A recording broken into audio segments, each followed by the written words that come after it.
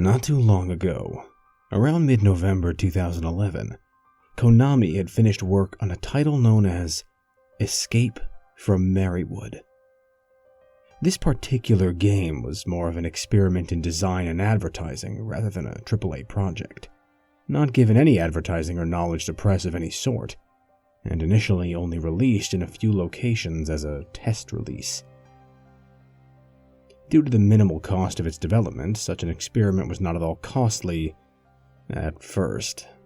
The game, released on Xbox 360 and PlayStation 3, no Wii version for reasons that will soon be obvious, only in a few select GameStop stores peppered throughout the states of Massachusetts and Maine, included with a special code to be entered into their website, which would allow direct feedback to the marketing and PR departments. The experiment was an overwhelming failure.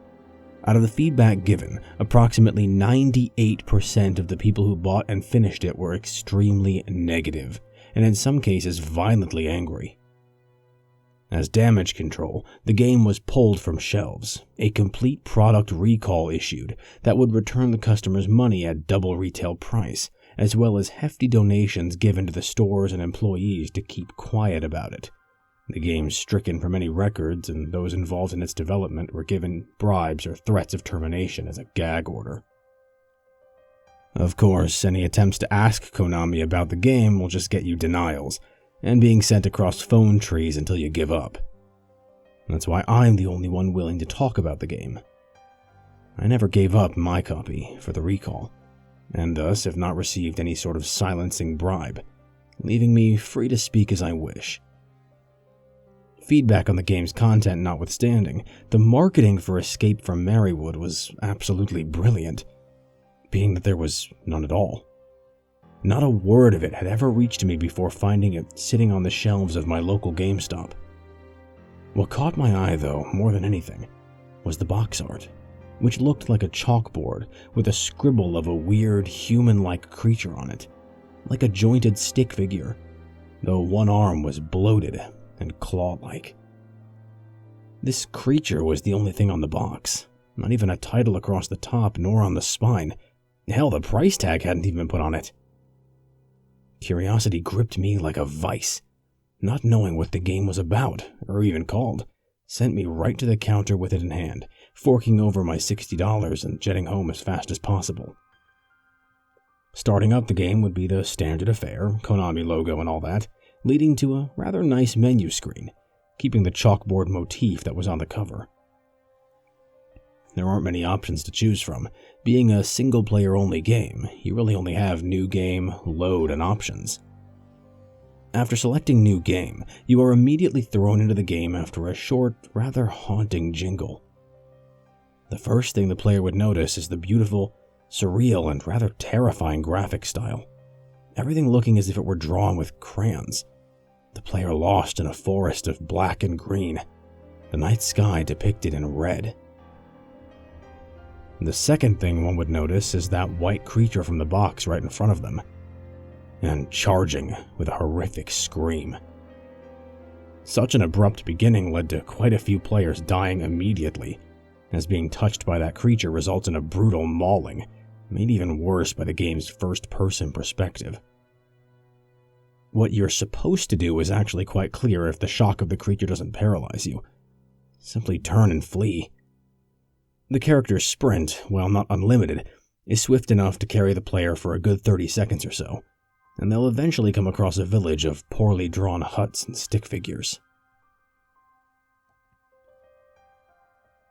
Upon reaching this village, the creature stops chasing the player and can be heard lazily walking away back into the darkness, its heavy thumping footsteps slowly receding, while the player's character collapses from exhaustion, and the screen fades to black. Thankfully, the game autosaves at this point. When the player regains control, the time of day will have shifted to morning, the red sky now a pleasant blue, the childishly drawn sun having a smile on it even. Walking around the village, the stick figure people will inform the player that the creature is known as Merry, a guardian of sorts who seems to enforce a curfew on the villages of the forest, attacking anyone who leaves their homes at night or tries to leave the forest entirely. From here, the player is given quite a bit of freedom, able to buy a sword and even a handgun from the village, and go off into the woods. I admit, the first time I went out of the village during the day, I nearly had a heart attack, as I encountered Mary almost immediately. Thankfully, when the sun is up, Mary will not harm the player, and even chat with them. The sun is so nice. Don't look directly at it, though, he'd chirp, all the voices in the game being garbled gibberish. Mostly, Mary's dialogue is either exclamations of how nice the day is, how cute the animals are, or generic advice one would give to a child, such as, don't talk to strangers. While he is pleasant, for lack of a better word, the player is advised not to attack Mary in any way, as he turns immediately hostile and is completely invincible to damage. Getting hit by his massive claw arm results in a rather piercing scream from the player character, as well as the screen starting to rip, as if it were paper being clawed at by a bear, until being entirely sliced to ribbons and falling away, replaced with, "You are dead," a sad face emoticon, and an option to continue or quit. However, as long as you do not attack Mary, attempt to go past a certain boundary on the map, helpfully outlined in red, or leave the village at nighttime, the player can pretty much ignore him, though they may also talk to him to get new dialogue, which will be explained later. Upon reaching the second village, either by following the map or simply wandering about, the player character will come to learn that Mary is indeed invincible, and can only be killed by any damage he inflicts upon himself. The player will also be laughed at for asking the likelihood of Mary committing suicide, as he is, and I quote, "the happiest thing alive." In case that last sentence didn't hit you like the brick it is, let me spell it out for you. The objective of this game is to escape the woods by finding a way to make the happiest thing alive kill itself. From here on, the player's duty is to wander the woods, searching for any artifacts scattered around, as well as searching for things called Mary's Happiness Shrines, which are crudely made altars adorned with flowers, trinkets, and even candies. The player finds these altars and must destroy them with complete and utter malice, smashing them, ripping the flowers apart, stomping on the sweets, etc. Along the way, they'll have regular enemy encounters, mostly hostile wildlife, bandits with knives, and these strange guys called Akimen, who carry handguns and tend to be rather annoying surprises when you get shot in the back. In addition to breaking these altars, the player is encouraged to observe Mary, see which animals he's taking a liking to or what items he seems fond of, and either killing or destroying them while he's away, or finding a way to do so right in front of him without being seen. This is where Mary's additional dialogue comes in. Talking to him after breaking a few altars will have him talk about an unfortunate accident, but the more the player does to wreck his emotional state, the worse the dialogue gets, to the point of Mary flat out saying things like, "Please leave me alone." Eventually, the player will come across the items necessary to complete the game: a teddy bear, a faded photograph, and a lighter. Once the player has these, they may confront Mary by trying to leave the forest and waiting for him to come charging at them as always. This time, however, instead of being killed, which in the case of attempted escape would be instant death via cutscene, a QuickTime event will appear labeled Present Teddy. Upon doing this, Mary will stop in his tracks, angrily ranting about how he started to suspect you were the one doing these awful things to him. If you wait too long, Mary will attack and kill you, so instead the player has to ignore his ranting and press the attack button, which will lead the character to rip off the teddy bear's head. Mary will screech in an agonized fashion, his angry rant turning to one of a child whose pet just died, and from this point, he will not attack. The player must continue pressing the attack button, the sequence of events following being throwing the teddy bear to the ground, taking out the photo, setting it on fire, and tossing the flaming photo onto the ripped teddy bear.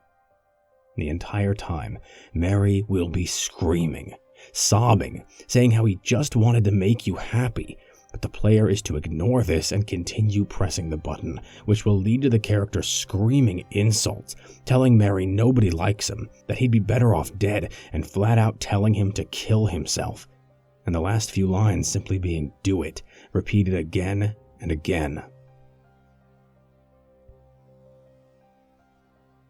After a painfully long time telling this creature to die, the weapon select menu will appear on screen, though the option Equip is replaced with Offer. From here, the player can choose anything. Giving Merry a sword will lead to him stabbing himself repeatedly. Giving him a handgun, he shoots himself in the head. Giving him nothing, he runs into a pack of nearby wolves and lets them devour him. The most painful to watch, though, is giving him a shotgun, where the beast will clumsily fumble with it until the barrel is in his mouth, and pull the trigger with his normal hand. Regardless of your choice, though, the instant Merry falls dead, the music comes to a halt, and the graphics suddenly change, going from the crude crayon look to sudden realism. The perspective remains in first person as the player character steps over something that can't be seen and calmly exits the forest, stepping out of the woods onto a highway where a beat-up old truck is waiting. This entire time, only the sounds of footsteps, the opening of the truck's door, and the starting of its engine are heard as the player character begins to drive off, the game ending with a sudden cut to black, no credits, and booting the player back to the main menu.